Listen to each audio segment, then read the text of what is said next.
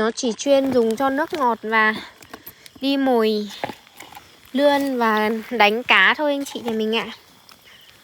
Này, anh chị nhà mình hay đi câu cá chép này, cá chấm này, hoặc là cá da trơn như kiểu cá trê này, cá lóc này đều được hết anh chị nhà mình ạ. Miễn là cá ở nước ngọt. Ui giời, bác nào đấy, nó còn dừng lại xem đấy. Ui, ui giời ơi, bác nào thấy em đang quấn ổ thấy thôi tống con này.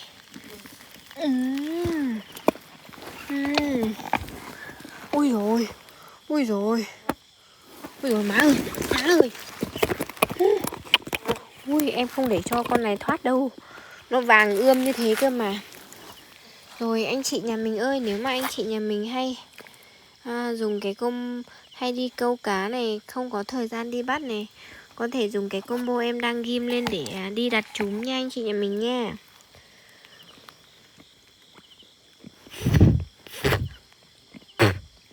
Trời ơi, không biết tóm con nào luôn á trời.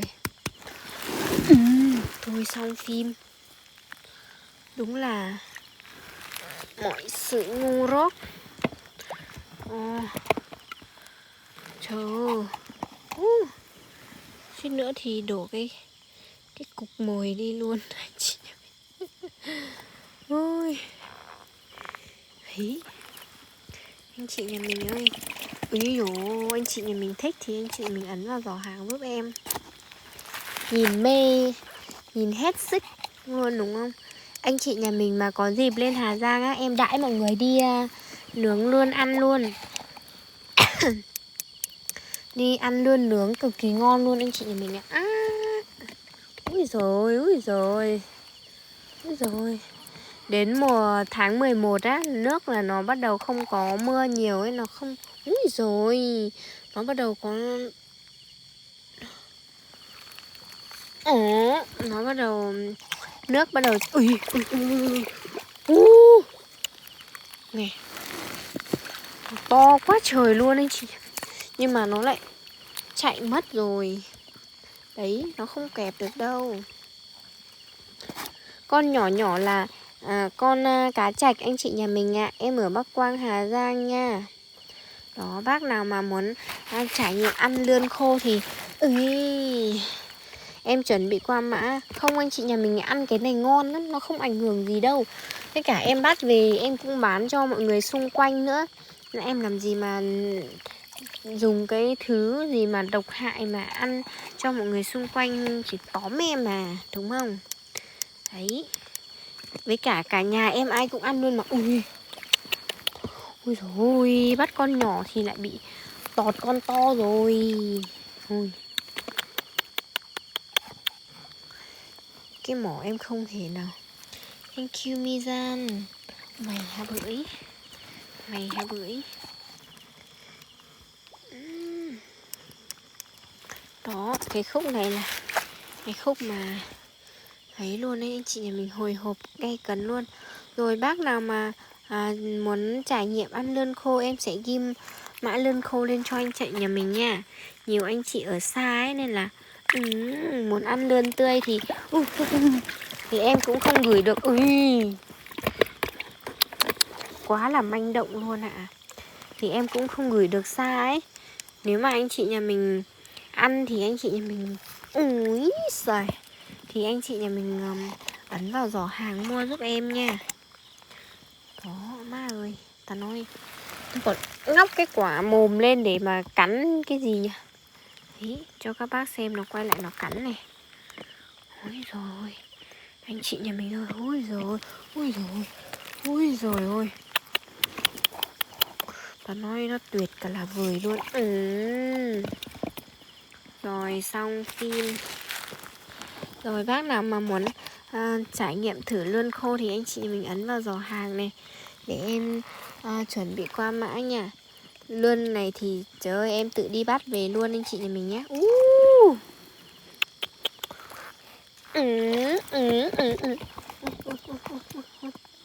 Thôi xong. Mày hả bưởi.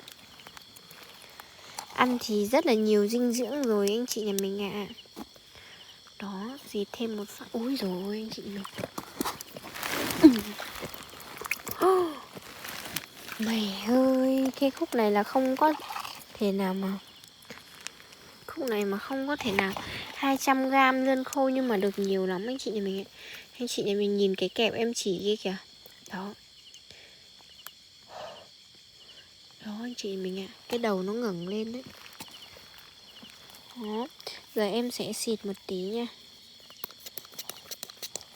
Xịt một tí để cho nó quấn, để cho cái con kia nó chui vào nha.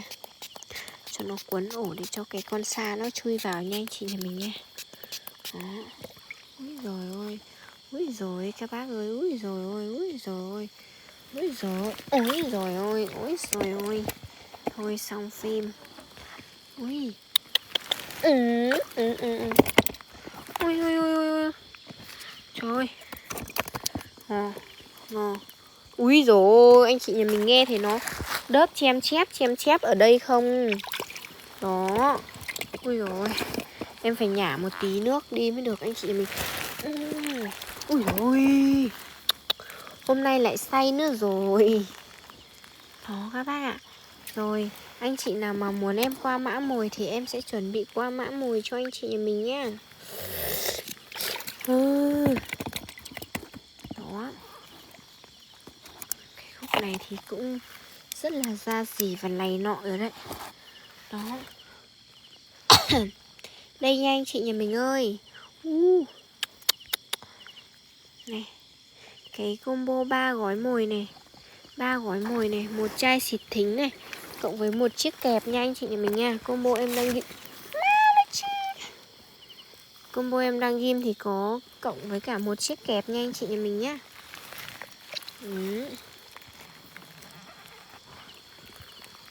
Rồi các bác ơi.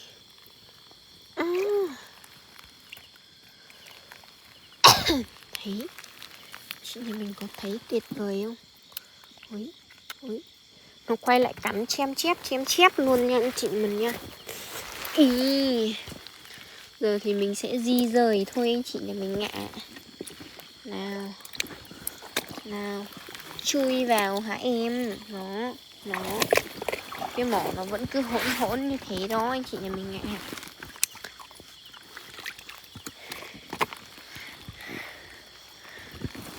Rồi, bác nào mà chưa, anh chị nhà mình nào mà chưa follow em thì anh chị nhà mình nhớ follow em ở góc trái màn hình nhá anh chị nhà mình ơi. Có dịp thì anh chị nhà mình có thể lên Hà Giang nhé.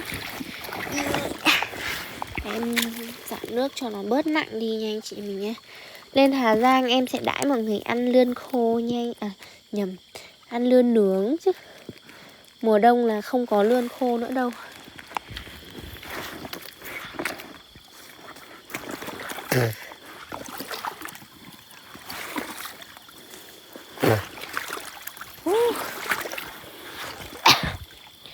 Nay rét mà.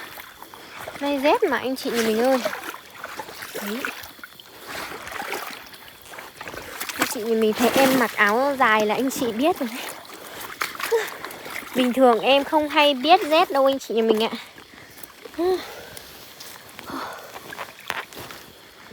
Mà hôm nay thực sự là nó rét thật anh chị mình này. Áo của em này. Đấy. Mặc đến cỡ này cơ mà. Mặc cỡ này cơ mà anh chị nhà mình. Đó. Rồi anh chị nhà mình ơi, cái combo nếu mà anh chị nhà mình mà không có thời gian đi bắt giống em thì anh chị nhà mình úi giời, dùng cái combo mà không có kẹp này để anh chị nhà mình đi thả ống này, đặt chúm này anh chị nhà mình ạ. Nếu chỉ bắt về để ăn thì anh chị nhà mình đặt 1-2 cái ống này, hoặc là đặt 1-2 cái bát quái là về tha hồ mà cả nhà mình mà đủ ăn luôn rồi anh chị nhà mình ạ, đủ ăn 2-3 bữa luôn rồi. Ôi ôi, anh chị nhà mình nhìn cái con mỏ nó chém đấy. Rồi có bác nào mà chưa mua được tinh dầu xoa bóp thì em chuẩn bị qua mã tinh dầu xoa bóp nhá. Khúc này thì cũng Đấy, đấy, đấy, đấy, đấy, đấy. Ma ơi, ấy chà, ôi rồi ôi, may quá mà em có kinh cộng, úi rồi ôi, các anh chị nhà mình ơi, thề luôn. Tao nó ngon dã man luôn đấy anh chị nhà mình ạ. Nè. Nè. Mùa đông này đỡ muỗi hơn rồi anh chị nhà mình ạ. Úi rồi. Không hay. Thôi xong phim. Xong phim anh chị nhà mình ơi. Nó khỏe quá, nó quậy đi ra ngoài luôn rồi. Đó. Rồi. Em sẽ chuẩn bị qua mã tinh dầu. Úi rồi ôi, tinh dầu cho anh chị nhà mình nha. Nó chui vô đó anh chị nhà mình ạ. Trời ơi má ơi.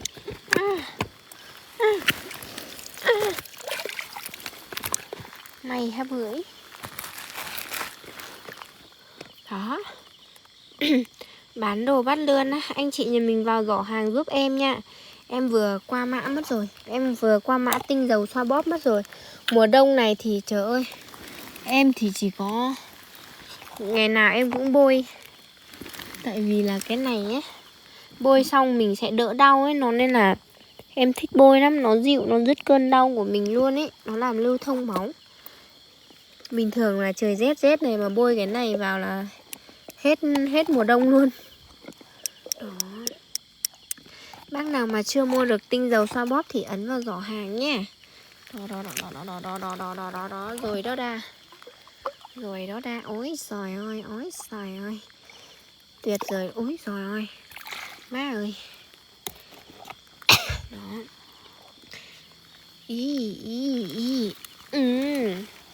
Ôi, cái cá này thì chiên với lá lốt ăn thì hết sảy rồi anh. Ôi rồi má ơi. Để nó chuột mất rồi. Đó.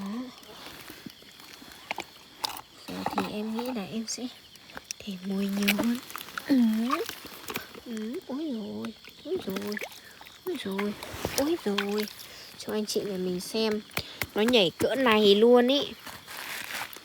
Rồi anh chị nhà mình, nếu mà anh chị nhà mình mua tinh dầu xoa bóp về anh chị nhà mình nhé, anh chị massage lên chỗ nào mà đau này, chỗ nào mà hay bị tê bì chân tay này, hoặc là bị úi dồi ôi, bị chuột rút này, thì anh chị massage lên 1-2 phút giúp em nha. Mày hả bự. Nhìn nó ăn nè. Úi trời ơi. Ý, bác Sài Gòn ơi. Đó. Massage tầm 1-2 phút nó sẽ làm cái lưu thông cái mạch máu của mình ấy, nó sẽ nóng lên. Lúc đấy thoải mái vô cùng luôn anh chị nhà mình ạ. Lúc đấy chỉ muốn nằm ngủ luôn thôi. Tại vì nó phê. Chạch nè anh chị nhà mình ơi. Ui, nó nhảy chem chép ra luôn. Hấy. Mồi thì anh chị ấn vào giỏ hàng giúp em nha. Tại vì em đang ghim tinh dầu xoa bóp cho anh chị nhà mình. Mồi thì anh chị có 2 combo này. Nó giống nhau thôi. Cũng có thể đi câu cá này, cũng có thể đi mồi lươn đặt trúng này, thả bắt quái này. Nhưng mà mỗi tội là thêm một cái kẹp thôi anh chị nhà mình ạ. Đó, thêm một cái kẹp. Nếu mà anh chị nhà mình thích đi bắt giống em thì nhà mình có thể mua thêm cái kẹp này. Còn không thì anh chị nhà mình có thể mua cái combo mà không có kẹp nha. Đó. Trời ơi, ôi trời. Định tóm con này nhưng mà nó lạ lắm anh chị nhà mình. Ấy chà. Đó. Bác nào mà chưa mua được thì ấn vào giỏ hàng nha. Để em vừa chuẩn bị qua mã mồi này.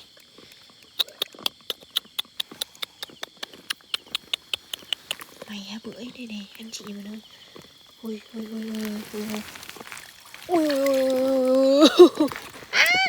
Rồi. Úi dồi ôi. Nó cắn vào cái ấy đấy anh chị mình ạ. Nó cắn đấy rồi. Ui, nó đang ăn đấy anh chị mình ạ. Đấy. Nó còn ngóc cái quả mồm lên. Nó còn ngóc cái quả mồm lên luôn ấy. Cái màu đỏ là cám anh chị nhà mình nhá. Đấy, anh chị nhà mình vào giỏ hàng đi.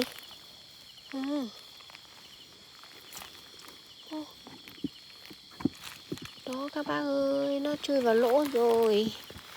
Nè, lát nữa em sẽ cho mọi người xem thành quả của em đó anh chị nhà mình ạ. Thì đây có bác nào mà để em ghim qua mã mồi cho anh chị nhà mình nhá. Đấy, cái combo em đang ghim là có cả kẹp đấy. Tao nói nó ngon gì đâu anh chị mình ơi.